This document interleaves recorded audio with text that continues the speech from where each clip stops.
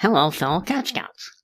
I'm Angel Hermes, for those of you who don't know me. I'm very honored to be doing this today as your resident Egyptologist. I've given you a link to 10 very basic lessons in hieroglyphs. I'll mention those in a bit. We are about to go on our journey to Egypt, and we all know that we enjoy our trips more if we know something about the place and the people before we get there. Egypt is the land of the pharaohs, mysteries, and treasure. But not all the treasures are gold or stuff you can sell on eBay. Many archaeologists, Egyptologists, and philologists, those are scholars who study many languages, feel the ancient writings are themselves a priceless treasure. In AD 391, the Byzantine Emperor Theodosius I closed all pagan temples throughout the empire. This action terminated a 4,000-year-old tradition, and the message of the ancient Egyptian language was lost for 1,500 years. It was not until the Rosetta Stone was discovered in 1799 that the ancient Egyptians awoke from their long slumber. Today, by virtue of the vast quantity of their literature, we know more about Egyptian society than most other ancient cultures. The ancient Egyptians wrote in a strange-looking way. We call them hieroglyphs, not hieroglyphics. Hieroglyphics is an adjective. The word comes from the ancient Greek meaning sacred carvings, sometimes called sacred writing. The oldest Egyptian hieroglyphs that have been found are from about 3,400 to 3,200 BCE. That was a long time ago, even before the Den Master was born. No indications have ever been found describing how they were taught. There are no text scrolls describing grammar.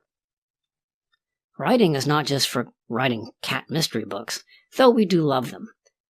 Writing helped the Egyptians do things like keep track of how many cows they had and how much grain they owed to the king. Scribes went to school to learn to read and write. It was a very important and respected profession. Good scribes sometimes went on to become high-ranking officials. Anyone could become a scribe. One other thing we don't know is how many others besides the scribes were able to read and write. We aren't even sure the kings could. There are two kinds of hieroglyphs. First, ideograms, sometimes called pictographs. They stand for what they are. A cat is a cat.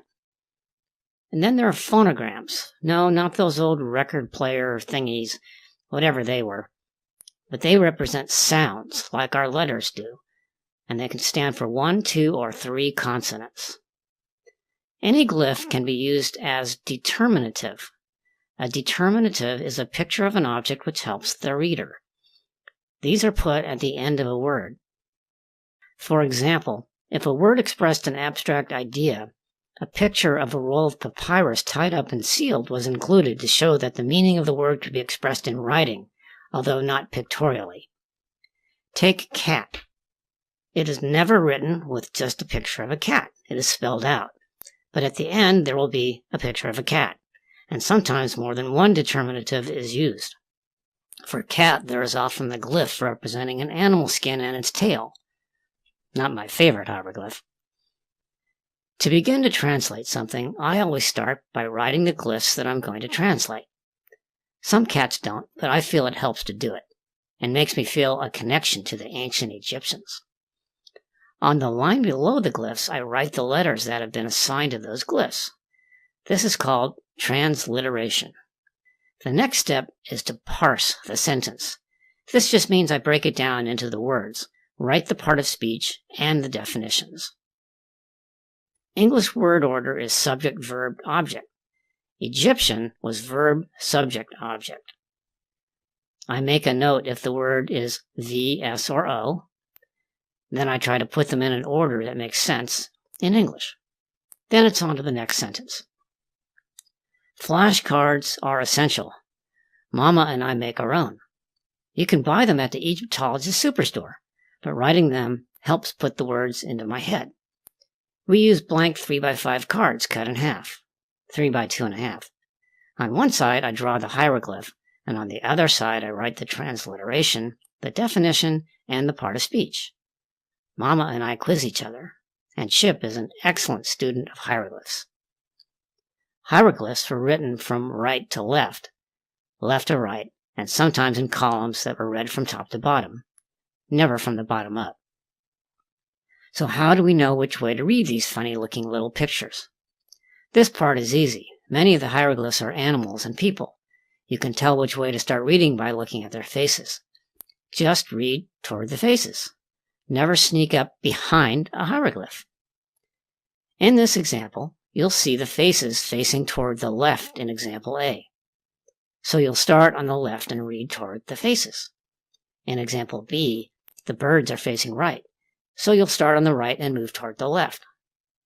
Examples C and D are written with a vertical column orientation, so you'll start at the top and move down. Easy peasy. There are over 2,000 hieroglyphs, but most of them are only used maybe once. The ancient Egyptians, as far as we know, didn't put them in any particular order like our alphabet. What a mess that could be.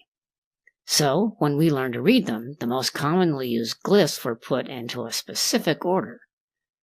You can see that in the lessons I gave you the link to.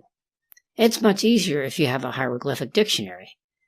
You'll find a cheat sheet with the alphabet in the class materials, and a link to a hieroglyph typewriter you can use to turbocharge your hieroglyphic studies. You probably think you won't have time to do the 10 lessons before the trip, but they are easy. Any cat could do them with its tail tied behind its back.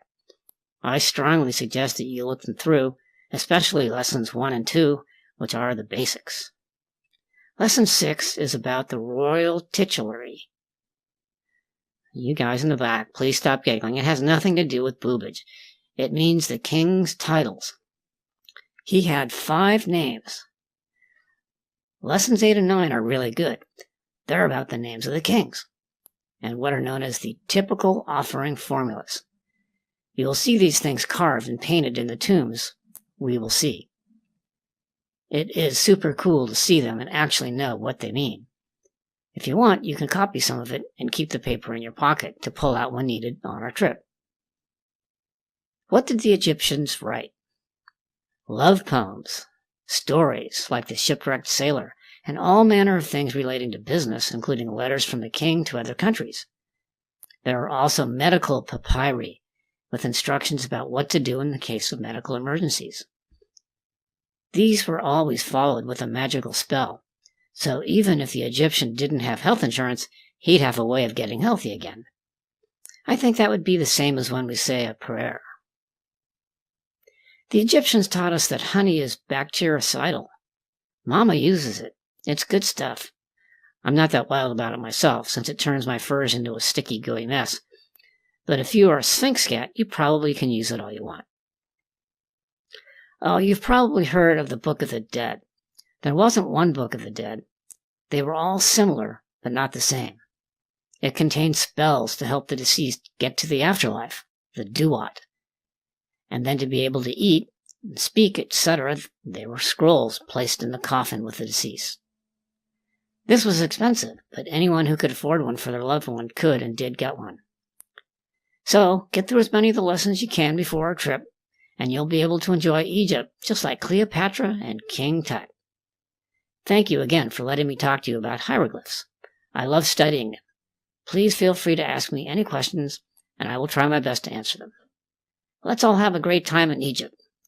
Remember to be extra careful to be on our best behavior.